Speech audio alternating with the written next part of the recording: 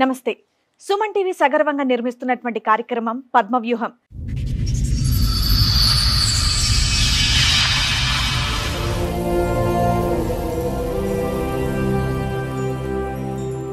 మరి ఈ కార్యక్రమాన్ని సమర్పిస్తున్నారు 6JVR జమలాపురం వారి రత్నాంజలి. మీ అదృష్టాన్ని మార్చుకోవడం ఇప్పుడు కల కాదు, 6JVR తో సాధ్యం. చెప్పండి సార్, ఎక్కడి వరకు దేనికి వచ్చారు? ఏంటి మీ సమస్య? నా భార్య పిల్లలతో సమస్య వచ్చింది మేడం. భార్య పిల్లలతో ఇప్పుడు వచ్చిన సమస్య ఎప్పటిదో సమస్య? ఇప్పుడు లాస్ట్ లాక్డౌన్లో నా భార్య పిల్లలు మొత్తానికి వదిలేసి వెళ్ళిపోయారు.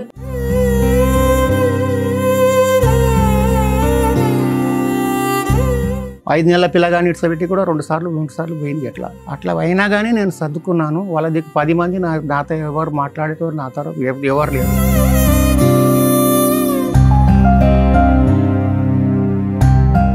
ఒంటరి వాళ్ళని చేసిపోయారు. నాన్నే తిట్టడం, నన్నే హరాస్మెంట్ చేసేటం. మీ అబ్బాయి కూడా మీతో మాట్లాడ్డా? ఆడు సైకోస్లో ఆడుకుంటాడు.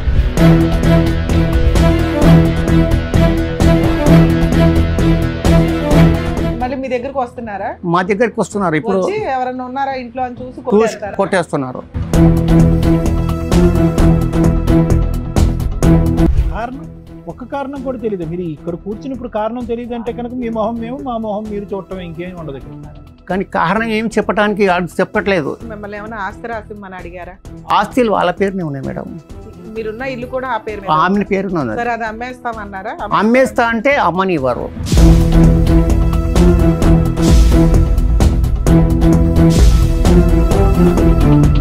నాకు చాయ్ డబ్బులు కూడా లేవు. ఆ టైంలో నాకు చాయ్ డబ్బులు కూడా లేవు. అంత పరిస్థితి నాది.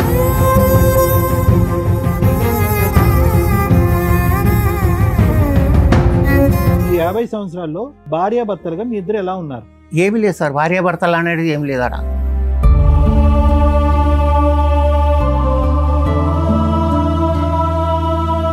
ఇంత బలమైనటువంటి సంబంధము ఏదో ఒకసారి ఒట్టి నా నెత్తి కూడా బలి కొట్టేశారు వాళ్ళే మిమ్మల్ని. నేను చచ్చిపోయినా నా దగ్గర శవానికి కూడా చూడడానికి రారు. చచ్చిపోవటానికి రారంటున్నారు, కానీ మీరు ఇంట్లో ఎవరన్నా ఒక ఆమెను కానీ ఎవరినైనా పెట్టుకుంటే మాత్రం దాడి చేస్తారు.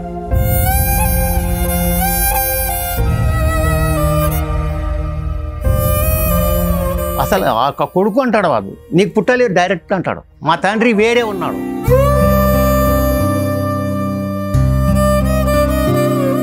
ఇగో ఎన్నిసార్లు కొట్టారు చూడండి. ఎవరు? మీ ఆవిడ కొడుతుందా, మీ అబ్బాయి కొడతాడా? అందరు సార్. మీ కోడలు కూడా కొడుతుందా?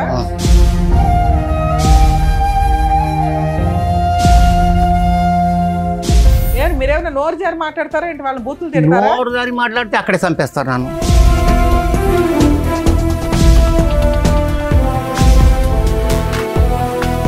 డిసెంబర్ 22లో 32 సార్లు కొట్టారు. ఇది 22 తారీఖు కదా. అయితే ఇది 12 గంటల నుంచి 1 గంట దాకా కొట్టారు వీళ్ళు. అదే టైమింగ్. అది టైం.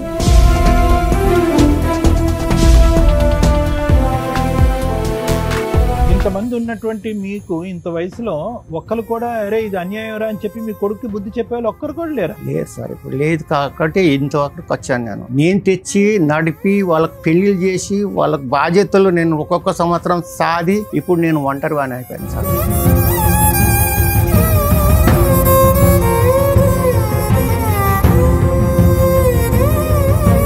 ఎన్నిసార్లు మీ తలమే కొట్టారు వాళ్ళు? ఎక్కలేదు సార్, అది చూడకుండా కొట్టేస్తాడు ఇంట్లో వేసి. కొడుకు ఒక్కడేనా లేదంటే ఎవరైనా మనిషిని తీసుకొస్తాడా? ఇద్దరు తల్లి కొడుకులు అందరూ. ఒక్కని నేనైపోతాం, 3-4 వాళ్ళు అయిపోతారు.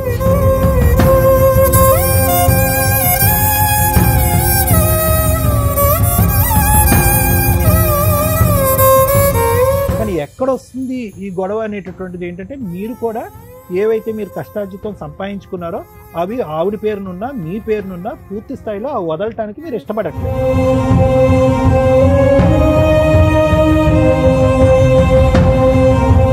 ఒక కొడుకు కొట్టే స్టేజీకి, ఒక కోడలు అసహించుకునే స్టేజీకి, ఒక భార్య బయటికి వెళ్ళిపోతాననే స్టేజీకి ఎందుకు వచ్చింది అంటే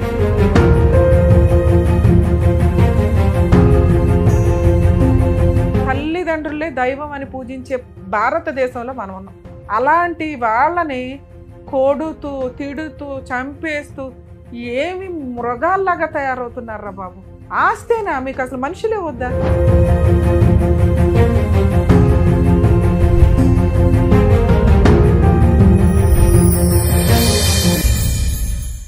ఈ కార్యక్రమంలో మనతో పాటు ఉన్నారు ప్రముఖ హైకోర్టు అడ్వకేట్ రమ్యాకుల గారు.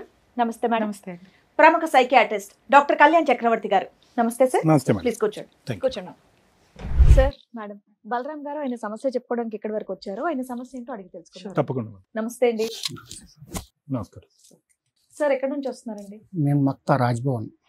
ఇక్కడే రాజ్భవన్ రోడ్. రాజ్భవన్. చెప్పండి సార్, ఎక్కడి వరకు దేనికి వచ్చారు, ఏంటి మీ సమస్య? నా భార్య పిల్లలతో సమస్య వచ్చింది మేడం. భార్య పిల్లలతో? భార్య పిల్లలతో సమస్య వచ్చింది. మీ వయసు ఎంత సార్ ఇప్పుడు? నాది 62 ఉంటుంది సార్. 62 సంవత్సరాలు. ఇప్పుడు వచ్చిన సమస్య ఎప్పుడుదో సమస్య? ఎప్పటిదో ఉంది కానీ ఇప్పుడు ఎన్నేళ్ల క్రితం? నాది 1982లో నా పెళ్లి అయింది. 82లో పెళ్లి అయింది. పెళ్లి అయిన సాంది ఒకటే గొడవ, కానీ అట్లా అట్లా గడిచిపోయింది అది. ఇప్పుడు లాస్ట్ లాక్డౌన్ లా నా భార్య పిల్లలు మొత్తానికి వదిలేసి వెళ్ళిపోయారు. గత 5 ఏళ్ల నుంచి మిమ్మల్ని అది 5 ఏళ్ల నుంచి వెళ్ళిపోయారు. ఇప్పుడు నాకు అన్నం పెట్టేటోళ్ళు ఎవరు లేరు, నాకు ఈ బట్టలు ఉతికేటోడు ఎవరు లేరు. నేను ఒక్కనే ఉంటున్నాను. 5 ఏళ్ల నుంచి మీరు సెపరేట్ గా ఉంటున్నారా? ఒక్కడే ఉంటున్నాను. ఎందుకంటే ఏంటంత రీజన్ ఏంటి వదిలేసి వెళ్ళిపోయేటంత? ఏం చేస్తుంటారు సార్ మీరు బలరాం గారు? నేను చెప్పులు పని చేస్తాను సార్. సార్ చెప్పులు తయారు చేస్తాను. చెప్పులు మీ సొంత వ్యాపారమా? సొంత వ్యాపారం సార్. ఒక లిట్ క్యాప్ అని ఉంది పబ్లిక్ ఆడ దగ్గర. అంటే తయారు ఇప్పుడు చేయటం లేదు, అప్పుడు చేశాను కానీ ఇప్పుడు ఇట్లా అవ్వట్లేదు నాకు. ఇప్పుడు ఉందా? షాప్ ఉందా? షాప్ ఉంది సార్. షాప్ నడుస్తుంది, అమ్మకాలు అవుతున్నాయి? లేదు సార్, మామూలుగా నడుస్తుంది. మామూలు నడుస్తుంది. సరే. అయితే ఇప్పుడు అట్లా వంట మీరే ఈ 5 సంవత్సరాలు బట్టి అన్ని నేనే సార్. ఎంతమంది పిల్లలు మీకు? ఒకటే కొడుకు సార్. కొడుకు ఏం చేస్తున్నాడు అతను? అతను పెళ్లి చేశాను సార్. 2 పిల్లలు ఉన్నారు వానికి. ఒక పిల్ల ఏమో ఇప్పుడు 16 సంవత్సరాలు 17 సంవత్సరాలు. ఇప్పుడు కుటుంబం అంతా కలిసి ఉన్నప్పుడే పెళ్లి చేశారు? పెళ్లి చేశాను సార్. చేశాను. అంతకు మొదలు కూడా 2 సంవత్సరాలు 3 సంవత్సరాలు 2 సంవత్సరాలు 3 సంవత్సరాలు అయిపోతూనే ఉంది. చిన్న పిల్ల గానీ 5 సంవత్సరాలు 5 నెలల పిల్ల గానీ ఇట్లా పెట్టి కూడా 2 సార్లు పోయింది. అట్లా అయినా కానీ నేను సర్దుకున్నాను. వాళ్ళ దగ్గర 10 మంది నాతో ఎవరు మాట్లాడేటో నాతో ఎవరు లేరు. అయినా నేను అట్లా సర్దుకున్నాను. ఇప్పుడైతే మొత్తానికి నాకు ఇట్లా ఒంటరి వాళ్ళని చేసిపోయారు.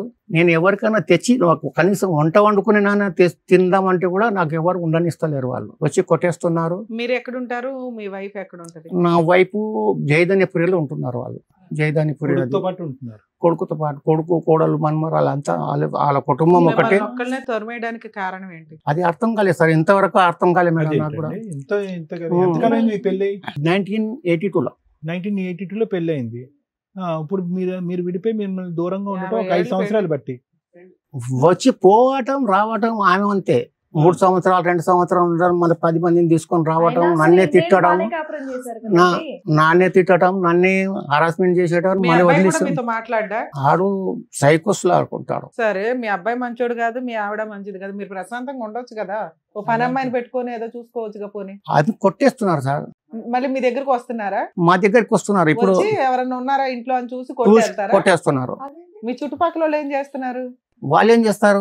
తండ్రి కొడుకులు గొడవ, భార్య భర్తల ఫ్యామిలీ గొడవ. నేనేం చేస్తాం, మేమేం ఎందుకు ఉంటదండి? పోనీ ఇంట్లోంచి తరిమేశారు, మీరు బయటకు వచ్చారు, మీ మానను మీరు ఉన్నారు.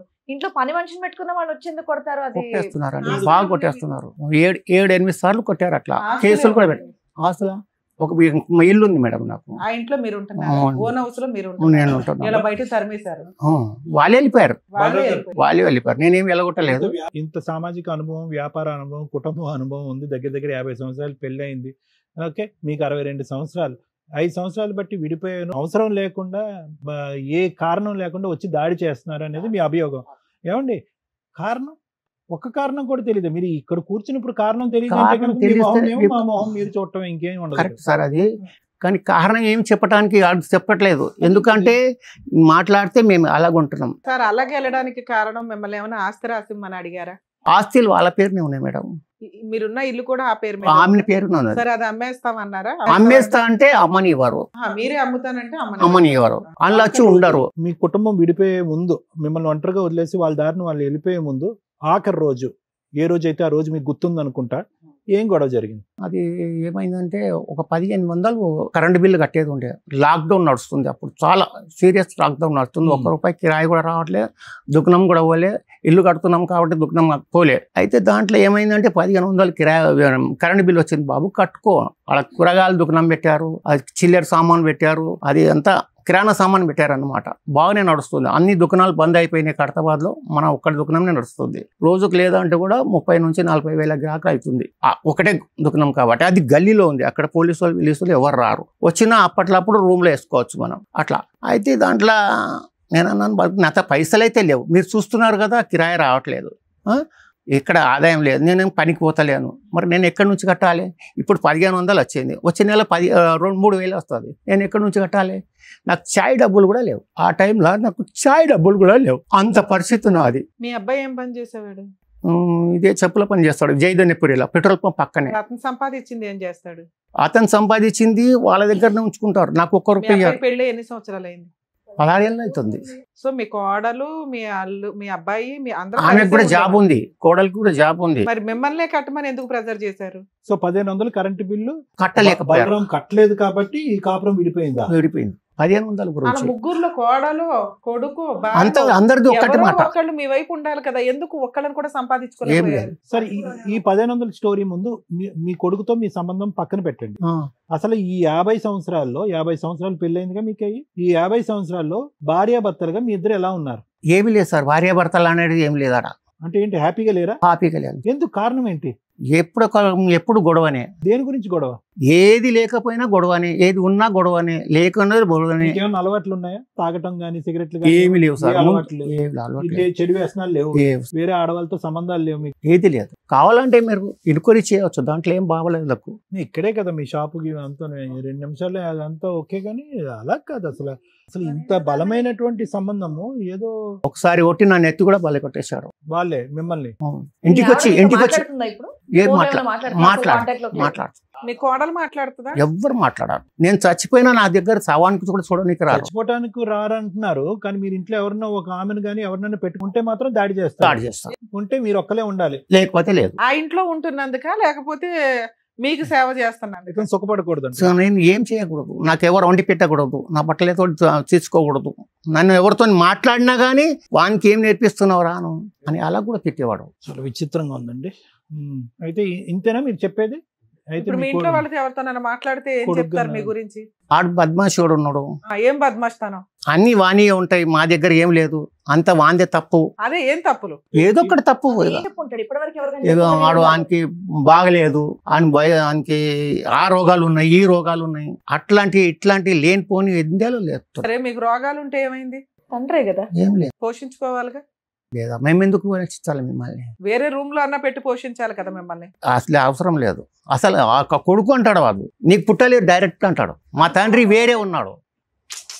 అవి కోపంలో అనే మాటలేండి. ఇంకేం చెప్తారు అంటే, మీరు వయసులో ఉన్నప్పుడు బాగా ఆంటీలు గట్రా అటు ఇటు తిరిగారు ఏంటి? అట్లాంటిది ఏం లేదు మేడం. అట్లా తిరిగితే నేను ఎందుకు ఇల్లు కట్టుకుంటాను, నేను ఎందుకు కడతాను, అంత అప్పు నేను ఎందుకు చేసుకుంటాను? ఇప్పుడు మీ ఇంట్లో వాళ్ళతో ఎవరితో మాట్లాడమంటారు? అంటే మీరు ఎందుకు వచ్చారు సార్ ఇక్కడికి? భార్య పిల్లలు కావాలా, లేకపోతే వచ్చినా పర్వాలేదు, ఇడిపోయినా పర్వాలేదు, నాకు మీ జీవితంలోకి అయితే ఎంట్రీ ఇవ్వకూడదు, మిమ్మల్ని హెరాస్ చేయకూడదు. వచ్చినా పర్వాలేదు, రాకపోయినా పర్వాలేదు, కారణం లేకుండా మిమ్మల్ని. ఇప్పుడు అలా ముగ్గురు ఎవరితో మాట్లాడితే బెటర్? ఎవరితో మాట్లాడినా పర్వాలేదు. మీ కోడలతో మాట్లాడదాం ఉండండి. పోలీస్ స్టేషన్ లో అక్కడ కంప్లైంట్ కూడా ఇచ్చాను నేను 4-5 సార్లు. ఇగో ఇన్ని సార్లు కొట్టారు చూడండి. ఏంటి నంబర్లు ఏంటి? నేను చూపిస్తాను సార్. డేట్లు 2022లో. మీ ఆవిడ కొడుతుందా, మీ అబ్బాయి కొడతాడా? అందరు సార్. మీ కోడలు కూడా కొడుతుందా? ఎవరు కొడితే వాళ్ళు. మీరేమైనా నోరు జారి మాట్లాడతారా ఏంటి? వాళ్ళని బూతులు తిడతారా? నోరు జారి మాట్లాడితే అక్కడే చంపేస్తారు నన్ను. ఏమయ్యా, వాళ్ళు ఏమైనా పిచ్చోళ్ళ ఏంటి ఉత్తనే వచ్చి నేను కొట్టి వెళ్ళడానికి? అదే నాకు అర్థం కావట్లేదు. డిసెంబర్ 22లో 32 సార్లు కొట్టారా బలరాం గారు? ఇది కాదు నేను అడిగేది ఏంటంటే, ఈ ఆఖరి సంఖ్య ఏంటి? 53 అన్నది 53 సార్లు కొట్టారా? లేదు, అట్లా కాదు. కానీ ఇది 22 తారీఖు కదా, అయితే ఇది 12 గంటల నుంచి 1 గంట దాకా కొట్టారు వీళ్ళు. అదే టైమింగ్, అది టైమింగ్. అలా కూడా ఉంటుందా? సార్ మీ కోడల నంబర్ ఇస్తారా, మీ అబ్బాయి నంబర్ ఇస్తారా, మీ ఆవిడ నంబర్ ఇప్పుడు ఇస్తారా? ఒక్క నంబర్ ఉంది మేడం నా దగ్గర, ఇంకా వాళ్ళ నంబర్లు ఎన్ని ఉన్నాయో నాకు తెలియదు. నేను అక్కడ పోతలేను, వాళ్ళు ఎక్కడ ఉన్నది కూడా నాకు తెలియదు. ఇప్పుడు మీ లాస్ట్ గా వచ్చి మిమ్మల్ని కొట్టి ఎంతకాలం అయింది? ఇప్పుడు ఒక 5 నెలలు ఉందా, 6 నెలలు అయిందా?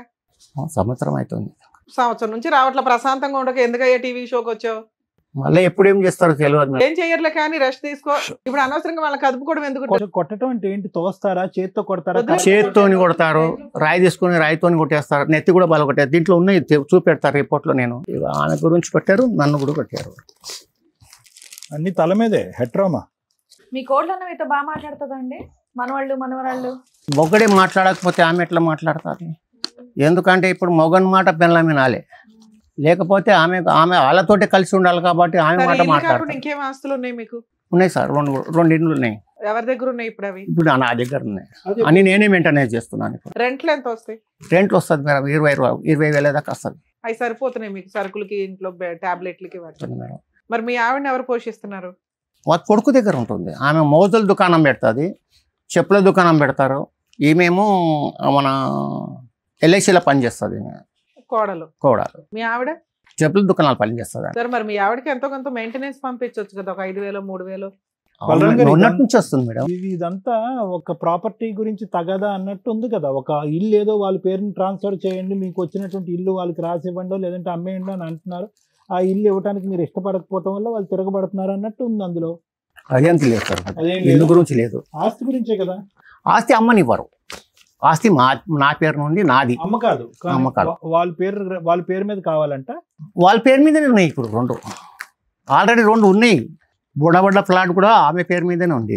స్టార్టింగ్లో కొన్నాం, ఇది తర్వాత మక్తాలో కొన్నాను, ఆమె పేరునే ఉంది. ఉంటే మా పేరునే చేస్తే ఉంటాము, లేకపోతే లేదు. అలా రాయించుకున్నారు. అది కొనేటప్పుడు కూడా వాళ్ళు రాలే, వేరే వాళ్ళతో కొనిపించుకొని నేను ఆల్రెడీ రాసి వచ్చేసాను.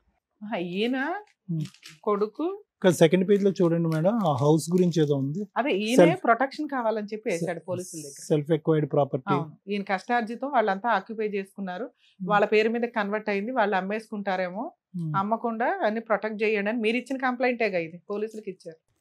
ఈ పేపర్ కూడా రాలేదు ఇంకా పోలీస్ స్టేషన్ కు. ఎన్నో సార్లు పోయినాను కానీ ఈ పేపర్ కూడా రాలేదు. మీరు ఒక మంచి కంప్లైంట్ ఇచ్చారు, దాని పవర్ ఏంటో చెప్తాను నేను చూసి దాంట్లో. ఇక్కడ మీకు ఏం కావాలని వచ్చారు? వాళ్ళు రాకుండా కావాలి, మీ దగ్గర రాకుండా కావాలి అంతే. నేనేం చేసినా నా జాగాలో నేను ఉంటాను. ఇంకా వాళ్ళతో నన్ను కలిపి పంపించండి, వాళ్ళతో మాట్లాడి పంపించండి అని అడుగుతారేమో అనుకున్నాను. వచ్చినా పర్వాలేదు, ఒక్క ఆమె వస్తే నాకేం బాధ లేదు. వాళ్ళు 4 కలిసి వచ్చారంటే వద్దు, చాలు. మీకు ఇప్పుడు ఆ ప్రేమ అభిమానం అదంతా కొడుకు వచ్చి రేపొద్దున మీకు తలకొరుగు పెడతాడనే నమ్మకం ఏం లేదుగా? బతికి ఉండగానే గండి పెట్టలేదు, ఇక్కడ తలకొరియం పెడతారు సార్. మేడం అంటే ఈ మధ్యకాలంలో మనం వింటున్నటువంటి ఈ ఎల్డర్లీ అబ్యూస్, ఈ పెద్దల మీద జరిగేటటువంటి దాడులు, ఇప్పుడు అతను ఏదో ఫస్ట్ స్టార్టింగ్ మనం వింటూ ఉంటే కనుక ఆ అంకులు, ఆ సంఖ్యలు, ఆ టైంలు అవన్నీ చూస్తే కనుక ఇతనికి ఏమన్నా మతి భ్రమించిందా, లేదంటే ఏమన్నా డిమెన్షియాలో ఉన్నాడా అని అనిపించింది. కానీ అతను చెప్పేటటువంటి మాటలు సాక్ష్యాధారాలతో పాటు ఈరోజు మనకు ప్రజెంట్ చేసేటప్పటికి ఏ స్థాయిలో ఒక అబ్యూస్కి ఇతను లోనే గురయ్యాడు. ఇప్పుడు ఓకే, మనం అనుకోవచ్చు మేడం, ఏమైనా అనుకోవచ్చు అంటే బహుశా ఇక్కడ ఏమైనా సీక్రెట్ దాగి ఉందేమో, ఇతను ఏదన్నా ఒక విధంగా ప్రవర్తించడం వల్ల మొత్తం కుటుంబ సమేతంగా అందరూ వ్యతిరేకత చూపెట్టారేమో అనుకుంది. కానీ ఏ విధంగా చూసినా కూడా ఒక మనిషిని చూసి మనం ఎంతో కొంత అసెస్ చేయగలం. ఏ విధంగా చూసినా కూడా అతని కాయ కష్టం మీద అతను ఆధారపడ్డాడు, ఎవరి మీద ఇప్పుడుకొచ్చి ఆధారపడలేదు. పిల్లల్ని పెంచాడు, పెద్ద చేశాడు, ఉన్న ఒక కొడుకుని ఒక స్థాయికి తీసుకొచ్చాడు. 50 సంవత్సరాల పాటు ఒక భార్యను జాగ్రత్తగా కాపాడుకుంటూ ఒక సంసార జీవితాన్ని కాపాడుకున్నాడు. ఇప్పుడు ఈ రోజు అతనికి వచ్చేటటువంటి ప్రతిఫలం ఇదా అనిపించి అది ఎంత బాధగా ఉందంటే, ఇక్కడ ఒకటి బలరాం గారు, ఇంత కష్టపడేటటువంటి మీకంటూ ఒక కుటుంబం ఉంటుంది కదా, వీళ్ళ సంగతి పక్కన పెట్టేసేయండి. కుటుంబం అంటే కనుక మీకంటూ అన్నదమ్ములు కానీ ఎవరో ఒకరు ఉంటారు. ఇందాక నుంచి నేను అదే అడుగుదాం అనుకుంటాను. స్నేహితులు ఉంటారు, అందరూ ఉంటారు. ఎవరు కూడా వీళ్ళకి గడ్డి పెట్టేదానికి సరిపోరా? అంత వాళ్ళ తరపు నుంచే మాట్లాడుతున్నారు. అదేలా అవుతుందండి? అంత వాళ్ళ తరపు నుంచి మాట్లాడుతున్నారు. ఇప్పుడు వీళ్ళు కలిసే ఉంటున్నారు. వాళ్ళ తరపున ఏం మాట్లాడుతున్నారు? మీదే తప్పు. ఏ తప్పు? మీ తప్పు ఏంటంటున్నారా పెద్ద మనుషులు? మీ తప్పు ఏంటంట? ఉన్నది ఆయనకి ఇచ్చేసి వాళ్ళ పేరునే ఉంది అంటున్నారు కదా. వాళ్ళ పేరునే ఉంది, మరి ఇచ్చేది ఏంటి?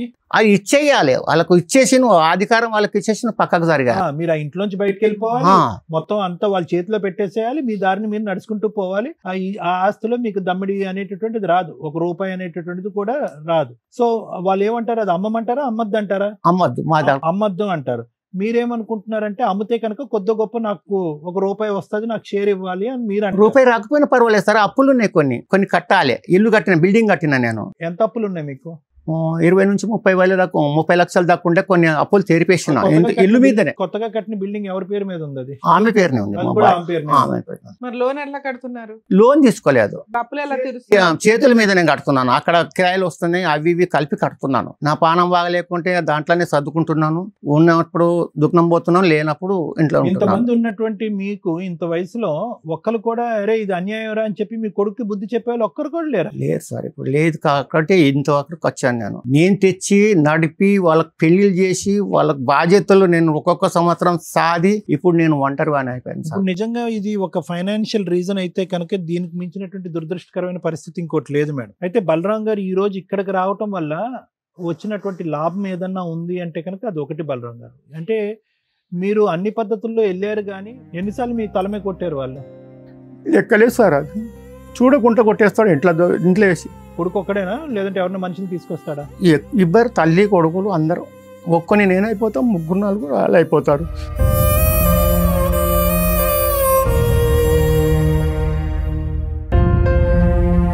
సో అతను చెప్పేదాన్ని బట్టి only one and only reason financial reason madam. ఆర్థికంగా అతన్ని జీరో చేయాలి. ఇంట్లోంచి ఆర్థికంగా జీరో చేయడానికి అతను కూడా మెంటల్గా ప్రిపేర్ అయిపోయి ఉన్నాడు. ఇల్లు కావాలంటే ఇల్లు అమ్మేస్తాను, మీకు కావాలంటే నా అప్పుల వరకు అయితే తీర్చాలి, మిగతా కావాలంటే సొమ్ము మీ చేతిలో పెడతాను అన్నాడు. కానీ వాళ్ళకి అది కూడా సాటిస్ఫాక్షన్ లేదు. వాళ్ళకి కావాల్సింది ఏంటంటే ఈ బిల్డింగ్ మొత్తం 3 బిల్డింగ్లా 3 ఇల్లులా? ఇప్పుడు ఉన్న ఇల్లు, కొత్తగా కట్టిన బిల్డింగ్, ఇంకోటి ఉందిగా, ఇంకో ఇల్లు, 3 మీ భార్య పేరునే ఉన్నాయా? నా ఇల్లు అదే ఒక్కటి నా పేరు ఉంది. ఏది? ఎల్లమ్మ బండలో 2 ప్లాట్లు ఉన్నాయి మేడం. అది కొన్నాను నేనే. వాళ్ళు ఇచ్చింది ఏం లేదు, అక్కడిక్కడ దాపెట్టుకొని కొన్నా. ఏమన్నా పైసలు ఇంట్లో ఉంటే 10 రూపాయలు ఉంటే 10 రూపాయలు పొద్దున్న చూస్తే మాయమై. ఆ ఇల్లు కట్టి ఎంతకాలం అవుతుంది? బిల్డింగ్ ఇప్పుడు కట్టి 7 సంవత్సరాలు అవుతుంది. 7 సంవత్సరాలు అవుతుంది. అద్దెకి ఇచ్చారా బిల్డింగ్? అద్దెకి ఇచ్చాను. అద్దె ఎవరికి వెళ్తుంది? నాకే వస్తుంది. ఇప్పుడు అవి చిరాలి కదా, నేను కొన్ని కడుతున్నాను. ఇప్పుడు మనలో అన్నమాట. ఇప్పుడు పాయింట్కి వచ్చారు మీరు. ఇది కేవలం మీ మీద పెంచుకున్నటువంటి ప్రత్యేకమైన వ్యతిరేకత, శత్రుత్వం ఏమీ కాదు, కానీ ఇది ఒక ఆర్థిక లావాదేవీ అంతే కదండి. బిల్డింగ్లు కానీ ఇల్లులు కానీ ఉన్నటువంటి ఆ 2 ప్లాట్లు కానీ ఉన్న పలంగా అన్ని కూడా వాళ్ళకి చెందాలి అని అంటారు. అప్పు సప్పు ఏదన్నా ఉంటే కనుక అది నీ కర్మ, నువ్వు తీర్చుకో అని అంటారు. అదే మీరేమంటారంటే కనుక అన్ని నా మాట జాగ్రత్తగా ఆలకించండి. అన్ని ఇవ్వడానికి నేను సిద్ధపడుతున్నాను, కానీ 20 నుంచి 30 లక్షలు అప్పు తీరిస్తే చాలు, మిగతాది నా బ్రతికేది నేను బ్రతుకుతాను అని అంటారు. అంతేనా? అదేనా బ్యాలెన్స్? లేదంటే వాళ్ళు అది కూడా కట్టనంటారు మీరు? అది మరి మీకు ఆధారం? మీరు ఇంట్లోంచి బయటకు వెళ్ళిపోయారు, ఈ రోజు ఇల్లు వాళ్ళకి ఇచ్చేసారు. ఇప్పుడు ఇక్కడ ఉన్నటువంటి సోమాజిగూడలో ఇల్లు మీరు వాళ్ళకి ఇచ్చేసారు, రాజ్భవన్ రోడ్లో. అప్పుడు ఎక్కడ బతుకుతారు మీరు? దానికి రెడీయేనా మీరు? దానికి రెడీగా లేరు. సో ఇల్లు అయితే మీరు వదలటానికి రెడీగా లేరు. మరి అది చెప్పండి, అది చెప్పాలి కదా. ఇప్పుడు వాళ్ళ డిమాండ్ ఏంటంటే కనుక ఇంట్లోంచి మిమ్మల్ని బయటకి వెళ్ళిపోవాలి, అమ్మటానికి అయితే ఇష్టపడలేదు, ఆ ఇంట్లోంచి మీరు బయటకు వచ్చి వారి డిమాండ్ ఏదైతే ఉందో అది చాలా అన్యాయమైనటువంటి డిమాండ్ సార్, అది మేము కాదనట్లేదు. కానీ ఎక్కడ వస్తుంది ఈ గొడవ అనేటటువంటిది ఏంటంటే మీరు కూడా ఏవైతే మీరు కష్టార్జితం సంపాదించుకున్నారో అవి ఆవిడ పేరునున్నా మీ పేరునున్నా పూర్తి స్థాయిలో అవి వదలటానికి మీరు ఇష్టపడట్లేదు, అంతే కదా. అది తినేద్దాం అన్నట్టుగా మీ కొడుకు రెడీగా ఉన్నాడు, మీ కొడుకు సై అంటే కనుక మీ భార్య కూడా సై అంటుంది. అంతే. అందరిది ఒక మాట, నాది ఒక్కొంది ఒక మాట. మీ అంటే నేను ఇలా అడగకూడదు, మీ అభద్రత ఏంటి బలరాం గారు? ఇవన్నీ వదిలేస్తే కనుక అసలు మిమ్మల్ని ఎవరు పట్టించుకునే కానీ ఎవరు ఉండరు, అంతే కదా. నా చేతిలో ఉండంగానే నాకు చూస్తలేరా, నన్ను వదిలిపెడితే మళ్ళీ నాకేముంటుంది? ఏముండదు. ఇక నేను రోడ్డు పాలైపోతాను. మీరు అనేది ఏంటంటే కనుక ఏది పంచివ్వాలన్నా కూడా అది మీ తదనంతరం అని మీరు అంటారు. తదనంతరం ఎలా ఇవ్వాలని అనుకుంటున్నారు మీరు? అంటే 3 భాగాల కింద, అంటే మీ భార్యకు ఒక భాగం, మీ కొడుకు ఒక భాగం కింద చేసి ఇస్తాను సార్, చేస్తే ఇస్తాను. ఇప్పుడు నాకు చూడటానికి ఎవరు లేరు, నేనేమి తీయాలి? నాకు చూడటానికి ఎవరు లేరు. ఇప్పుడు మొన్న యాక్సిడెంట్ అయింది, ఇంతకు ముందు యాక్సిడెంట్ అయితే కూడా నాకు చూడటానికి రాలేదు ఎవరు. అసలు ఎట్లున్నావు కానీ అడగలేదు. ఫోన్ చేసి అడిగితే వాడు చచ్చిన తర్వాత వస్తారని చెప్పి. మీరు కొత్తలో అంటే కొద్ది వయసులో ఉన్నటువంటి టైంలో మీకు కొద్ది కోపం ఎక్కువ, కొద్దిగా అన్నమాట మీద నిలబడాలి, ఉన్నమాట మీద నిలబడాలి అనేటటువంటి విధంగా మీరు కొద్దిగా కంట్రోల్ చేస్తూ ఆ విధంగా ఉండేవారా? ఉండేది. ఆ మాట తీరు అది ఉండేదా? ఉండేది సార్, అది ఉండేది. తాగేవాడిని కొంచెం, అది వదిలేసాను నేను మొత్తానికి. వదిలేసి ఎంతకాలం అయింది తాగుడు? అది 10-20 ఇప్పుడు 35 సంవత్సరాలు అవుతుంది. బంద్ చేసి 3 సంవత్సరాల దాకా నేను అసలు బతుకుతానో లేదో నాకు తెలియదు. కానీ వ్యక్తిత్వంలో మాత్రం గట్టిగా మాట్లాడటము, ఏదైనా మీరు అన్నటువంటి మాట నెగ్గాలి అనే ఉద్దేశం అది మీ భార్యకి నచ్చేది కాదు, అంతే కదా. భార్యకి ఇప్పుడు కొడుకు కూడా నచ్చేది కాదు. ఏదైనా మా నాన్న పట్టిన కుందేలకు 3 కాళ్ళు అన్నట్టుగా వివరిస్తాడు, అతని ఆలోచనలో చాలా ఈ పట్టుదల అనేటటువంటిది ఉంది, మాకు స్వేచ్ఛ అనేటటువంటిది లేదు అనే విధంగా వాళ్ళు, అంతే కదా. అంతే అంతే. సో ఇక్కడ ఏంటంటే మేడం, బేసికలీ ఏంటంటే ఇక్కడ వ్యక్తిత్వంతో ఉండే క్లాష్ మేడం. సో ఈ రోజు మనకు కనిపిస్తున్నటువంటి బలరాం గారు వ్యక్తిత్వం ఈ రోజు ఒంటరిగా చేయటం వల్ల అతను అలా బలహీనపడ్డాడు, కానీ మెంటలీ ఒక స్ట్రాంగ్ పర్సనాలిటీ. అతను వాదనను అతను ఎప్పుడైనా వినిపించాలనుకుంటాడు, అతని వాదన ప్రకారం నలుగురు నడుచుకోవాలని అనుకుంటా ఉంటాడు, క్రమశిక్షణలో అంత కుటుంబాన్ని పెట్టాలి అనుకుంటాడు. దాన్ని స్వేచ్ఛను హరించేటటువంటి విధంగా కుటుంబ సభ్యులు అందరూ అనుకున్నారు. ఇప్పుడు అది కాస్త బాయిల్ అయ్యి ఏంటంటే కనుక ఇప్పుడు ఈ ఆస్తుల వరకు వచ్చింది. అంటే ఏంటంటే ఇతను వాళ్ళ లెక్క ప్రకారం, నేను అనట్లేదు, వాళ్ళ లెక్క ప్రకారం ఏంటంటే ఇతనుకుండే మొండి వైఖరి, ఇతనుకుండే యాటిట్యూడ్, లేదంటే గర్వం అనుకోండి, పొగరు అనుకోండి, ఇలాంటివి ఏవైతే కనుక అతను యుక్త వయసులో చూపెట్టినటువంటి అంశాలు, తాగినప్పుడు కానీ తాగనప్పుడు కానీ చూపెట్టినటువంటి ఉన్నాయో అవి కాస్త పాక్కుంటూ పోయి ఇవన్నీ కూడా ఈ ఆస్తుపాస్తుల త్వరత చుట్టేసి రేపొద్దున వీళ్ళ మీద ఉండే కసి కోపంతో ఎక్కడో దారదత్తం చేస్తాడు, లేదంటే ఇంకో విధంగా ఏమైనా చేస్తాడు అనేటటువంటి అభద్రత భయం వాళ్ళకు ఉంది అనేటటువంటిది నా భావన మేడం. అందుగురించే కూడా వాళ్ళు సస్పిషియస్గా మారిపోయి ఏ విధంగా అయ్యారు అంటే కనుక ఈ ఇంట్లోకి వేరే వ్యక్తి ఎవరు వచ్చినా కూడా వాళ్ళతో ఇతను మంచిగా ఒక స్నేహపూరితంగా ఉంటే కనుక ఇతనికి ఉండేటటువంటి మెంటల్ స్టేట్లో వాళ్ళకి ఏమన్నా దారదత్తం చేస్తాడనేటటువంటి అభద్రత భయం కూడా వాళ్ళకు ఉంది. దానివల్ల ఏంటంటే ఇతను చూడకూడనటువంటి నరకం, చూడకూడనటువంటి హింస అన్నీ కూడా చూసేటటువంటి విధంగా వాళ్ళు అందరూ తయారయ్యారనేటటువంటిది నా అభిప్రాయం. But all said and done, Balaram garu మీరు ఏడవలసినటువంటి అవసరం లేదు, కన్నీరు పెట్టుకోవాల్సినటువంటి అవసరం లేదు. ఇదంతా కూడా ప్రతిదీ కూడా మీ కష్టార్జితం, మీకేదో ఎవరో సంపాదించి ఇచ్చినటువంటిది కాదు. వాటి మీద నాకంటే లాయర్ మేడం బాగా చెప్తారు, దాని మీద మీకు ఎవ్రీ రైట్ ఉంటుంది. All that you need to do is మనోధైర్యాన్ని పెంపొందించుకోండి. నేను ఒంటరి అనేటటువంటిది ఫీల్ అవ్వకండి. మీ దగ్గర అన్ని ఎవిడెన్సెస్ ఆధారాలు ఉన్నాయి. ఆ ఎవిడెన్సెస్ ఆధారాలు అన్నీ తీసుకుని ఆ ప్రాపర్టీస్ని ప్రొటెక్ట్ చేసుకుని ప్రధానంగా మీ యొక్క ఆరోగ్యాన్ని, మీ యొక్క పరిస్థితిని కాపాడుకోండి. ఓకేనా? Thank you madam. బలరాం గారు ఏంటి మీ బాధ? మాట్లాడతాం. బలరాం గారి బాధ ఏంటి? సీనియర్ సిటిజన్ తల్లిదండ్రులు ఎంత నరకం పడుతున్నారో మీకు తెలియదు. సీనియర్ సిటిజన్స్ అయిపోయిన ఆఫ్టర్ 65లో ఉన్న భార్యాభర్తలు ఈ మధ్య కోర్టులకు వస్తున్నారని మీకు తెలుసా? ఫ్యామిలీ కోర్ట్స్కి వెళ్తే మీకు అర్థమవుతుంది. ఎందుకు సముద్రం అంతా ఈదేసి లైఫ్ మొత్తం చూసేసిన వ్యక్తులు అన్హ్యాపీగా ఉంటున్నారు. ఫస్ట్ సీనియర్ సిటిజన్ తల్లిదండ్రుల గురించి, వాళ్ళ ఆస్తుల గురించి మాట్లాడుకుందాం. నా రిక్వెస్ట్ అండి తల్లిదండ్రులకి, ఇక్కడ 2 టైప్స్. ఒకటి బలరాం గారి టైపు, ఇంకొకటి మొత్తం ఆస్తి తీసుకెళ్లి ముందే పిల్లల్ని నమ్మి రాసేయడం. అలా రాసేసిన తల్లిదండ్రులు లిటరల్లీ నరకం అనుభవిస్తున్నారు. ఆ కోడళ్ళ చేతిలోనో, కొడుకుల చేతిలోనో, కూతురుల చేతిలోనో ఏదో ఆస్తే వాళ్ళకి టార్గెట్. వన్స్ ఆస్తి ఇచ్చేసినాక మీరు ఎందుకు పనికిరాని ఒక ఎండుటాకుల కింద లెక్క. సో కాబట్టి మీ కష్టార్జితం కానీ, మీ యాన్సిస్టర్ ప్రాపర్టీ కానీ మీ దగ్గర ఉంటే 3 వంతులు రాసేయండి.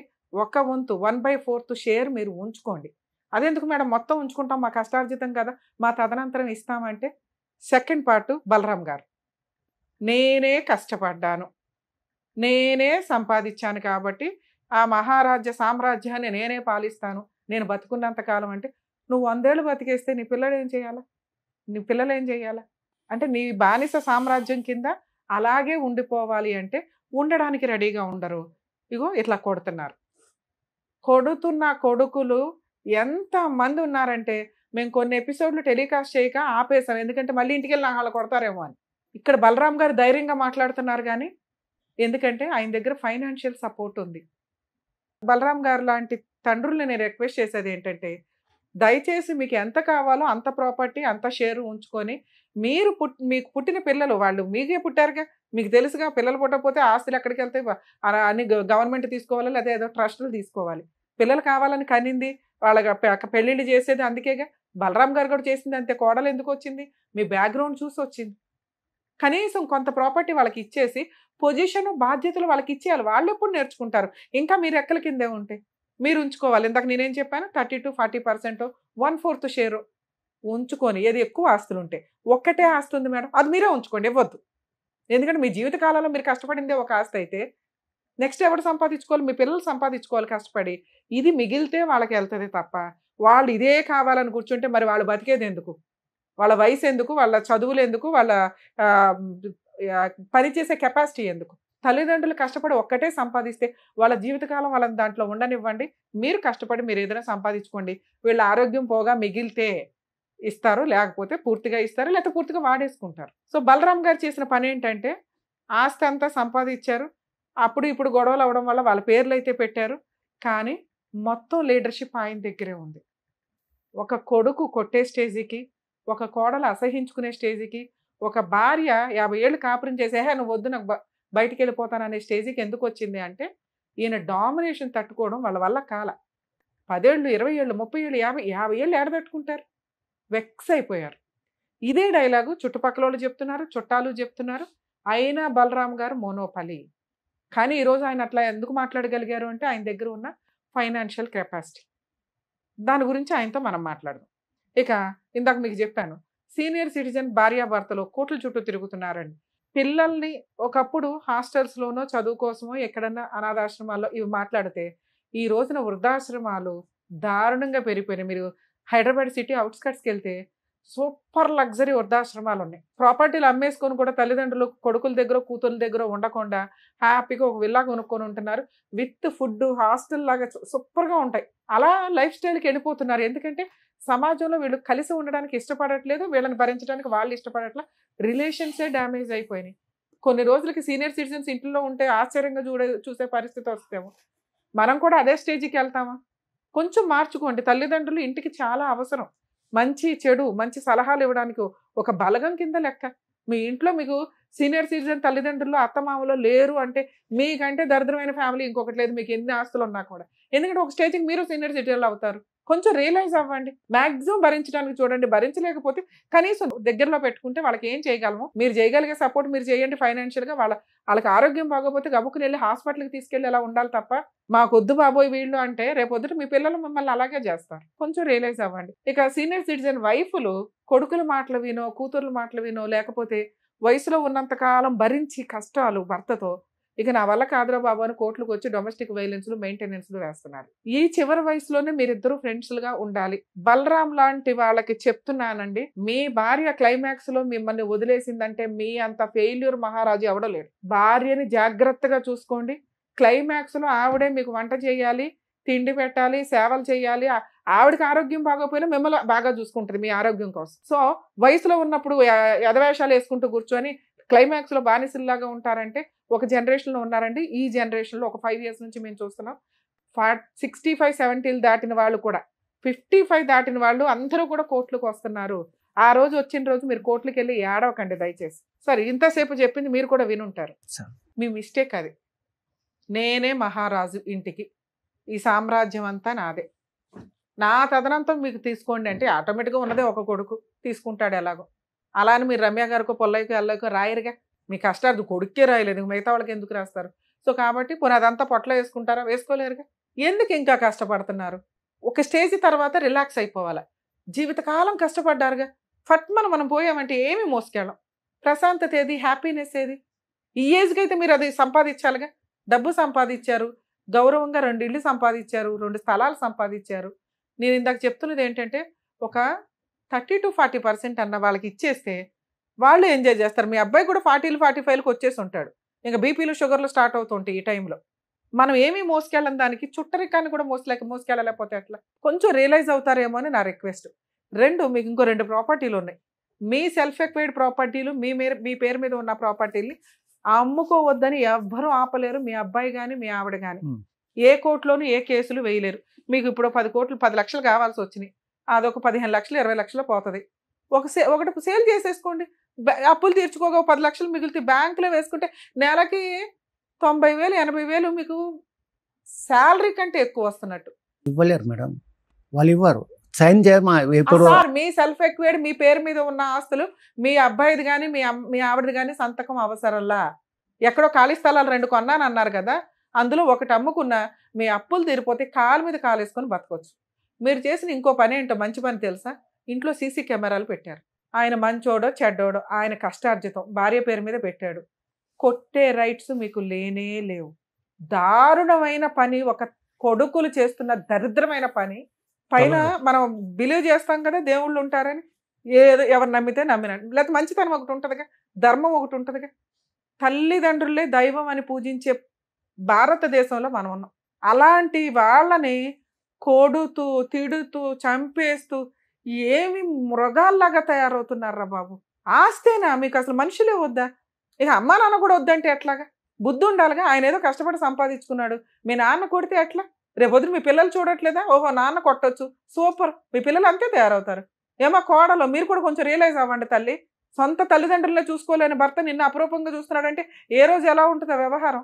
సార్ ఇక్కడ మిమ్మల్ని కలపడం మా వల్ల కాదు, ఎందుకంటే మీది ఎన్నో సంవత్సరాల వ్యవహారం. 2, మా ఇంటికి రావద్దు మేడం, 1 year నుంచి వాళ్ళు రావట్లా. ఈరోజు మేము ఫోన్ చేసి వార్నింగ్ ఇవ్వచ్చు. ఎప్పుడు 1 month బ్యాకో 15 days బ్యాకో ఒక ఇన్సిడెంట్ జరిగితే మేమున్నాం ఆయన వెనకాల అని 100% మీకు హామీ ఇచ్చేవాళ్ళం. కానీ వాళ్ళు 1 year నుంచి రావట్లా. మీరు కమిషనర్ దగ్గర కంప్లైంట్ ఇచ్చారు, మీకు చీమ గుచ్చుకున్నాం కానీ వాళ్ళ ముగ్గురు జైలుకి వెళ్తారు. ఓకేనా? 2, ఇంకా ఈ వయసులో అప్పులు అన్నీ పెట్టుకోకుండా మహారాజులాగా కాలు మీద కాలు వేసుకొని ఉండాలి మీకున్న పొగరకి. తెచ్చింది నేను మేడం. అవును తెచ్చారు కదా, నేనేమంటున్నా, ఓ ప్లాట్ అమ్మి పడేసి ముందు అప్పులు తీర్చాను. అమ్మనియారు మేడం, అమ్మనిస్తలేరు. 40 లక్షలకు ఆల్రెడీ ఒక ప్లాట్ నేను అమ్మాను. కొన్ని పేపర్స్ నా దగ్గర తయారున్నాయి, రాశాను కూడా. ఇచ్చే టైంకి ఇప్పుడు 20 లక్షలు ఎలా తెలుస్తుంది? మీ సెల్ఫ్ ఎక్వైడ్ కొనే రౌడీ బ్యాచ్లు కొంతమంది ఉంటారు, మీ సెల్ఫ్ ఎక్వైడ్ ధైర్యంగా కొనే మనుషులు కొంతమంది ఉంటారు. వాళ్ళకి అమ్మండి. సెల్ఫ్ ఎక్వైడ్లో మీ కష్టార్జితంతో కొనుక్కున్న 2 ప్లాట్లకి మీ అబ్బాయి సంతకం కానీ మీ ఆవిడ సంతకం కానీ అవసరంలా. ఎవరన్నా వచ్చి గొడవ పడితే కొనుక్కునే వాళ్ళే చూసుకుంటారు లీగల్గా. ఆ మాట వాళ్ళకి చెప్పండి, అయ్యా ఇది పరిస్థితి, మరి మీరు ధైర్యంగా కొనుక్కుంటానంటే నా ఆస్తి దాని మీద సర్వ హక్కులు నావే. వాళ్ళు వచ్చి గొడవ పడితే కొంచెం నాకు సపోర్ట్ చేయండి అంతే. ఎందుకంటే లీగాలిటీ ప్రకారం డాక్యుమెంట్లు పర్ఫెక్ట్గా ఉంటే అవసరం అనుకునే వాళ్ళు ఎవరైనా కొనుక్కుంటారు మీకు సపోర్ట్గా ఉండి. ఆ ఒక్క పని చేయండి. ఓకే? 2, ఎప్పుడన్నా ఇంకొకసారి సీసీ కెమెరాలు రికార్డ్ అయింది కదా సార్, ఈసారి అలా జరిగితే ఇమ్మీడియట్గా పోలీస్ స్టేషన్లో కంప్లైంట్ ఇవ్వండి సార్. చాలా పెద్ద కేసు అది. మీరు పోలీస్ స్టేషన్కి వెళ్తున్నారు, బ్యాబ్ని ఏడ్ చేసి యువతలకు వస్తున్నారు. ఈసారి ఎవిడెన్స్తో వెళ్ళండి. కేసు పెట్టకపోతే మాకు ఇన్ఫామ్ చేయండి. ఈసారి మీ అబ్బాయి మీ మీద చెయ్యేసాడా అయిపోద్ది అబ్బాయి పని, జైలుకి వెళ్ళాల్సింది. మీ ఆస్తుల పంచాయతీలు కాపురాల పంచాయతీలు నేను చెప్పట్లేదు, కానీ తల్లిదండ్రుల్ని కొట్టే అర్హత కానీ హక్కు కానీ ఎవ్వరికీ లేదు. ఎవరన్నా సీనియర్ సిటిజన్స్ దయచేసి మా రిక్వెస్ట్ అండి, పిల్లలతో తన్నులు తినొద్దు. ఎవరన్నా అలా చెయ్యి ఎత్తినా కూడా ఆ ఇంట్లో మీరు ఉండవసరలా, లేకపోతే వాళ్ళని మిమ్మల్ని మీరు ఆ ఇంట్లో ఉంచవసరలా, బయటకు పంపించేసే హక్కు మీకు ఉంటుంది. ఇన్ కేస్ ఆ చుట్టుపక్కల వాళ్ళతో కమ్యూనికేషన్ బాగుంటే కనుక వాళ్ళని తీసుకుని పోలీస్ స్టేషన్కి వెళ్ళి కంప్లైంట్ ఇవ్వండి సార్. సీనియర్ సిటిజన్ యాక్ట్ చాలా సీరియస్గా ఉంది. కర్మ ఏంటంటే అస్సలు వాడని చట్టం ఏదన్నా ఉంటే అదే. ఎందుకంటే వీళ్ళకి ఒక ప్రేమ, అయ్యో నా పిల్లోడే కదా, కోపంలో వెళ్ళి కంప్లైంట్ ఇస్తారు కానీ కేసే పెట్టరు. ఎందుకంటే మా అబ్బాయే మా అమ్మాయే మా పిల్లలే, ఎందుకు పాప వాళ్ళు ఎందుకంటే కోట్ల చుట్టూ తిరగడం. పెట్టండి, కొంతమంది అన్న పెడితే మిగతా వాళ్ళకి బుద్ధి వచ్చి ఇలా బలరాం లాంటి వాళ్ళు సేవ్ అవుతారు. సార్ మీ వెనకాల మేము ఉన్నాం అనుకోండి, ఈసారి మీ దగ్గర ఉన్న సీసీ కెమెరాలు కానీ ఇవి కానీ 100% వర్కౌట్ అవుతాయి. మీ మీద ఏగా కూడా వాళ్ళదు. ఇక ప్రాపర్టీ పంచాయతీలు అంటారా, నేను ఎంతసేపు విని కొంచెం రియలైజ్ అయితే బెటర్. మీరు ఏదో ఒకటి అమ్ముకొని వదిలేయండి సార్, రిలాక్స్. అయినా ఈ రోజున ఎవరో పని అమ్మాయి వచ్చి కూడా మనకు చేయవసలు, అన్ని స్విగ్గీలో దొరికేస్తున్నాయి. ఇప్పుడైనా లైఫ్ ఎంజాయ్ చేయండి. ఏ టూర్లో ఏ షికార్లో ఏ పుణ్యక్షేత్రాలు మీకు నచ్చిన ప్లేస్కి ఒక 20,000 తీయండి, బయటకు వెళ్ళండి, ఫ్లైట్ ఎక్కండి. లైఫ్ ఎంజాయ్ చేయకపోతే అట్లా సార్? ఈ రోజు డబ్బు ఇంకా కొన్ని అప్పులు ఉన్నాయి మేడం. ఇప్పుడు 20 లక్షల దాకా అప్పులు ఉన్నాయి, అవి మిత్తిలు కడుతున్నాను కొన్ని. అంతా నిదానంగా ఇంకా చూసుకోండి. ఓకే సార్, తీసుకోండి. సరేనా?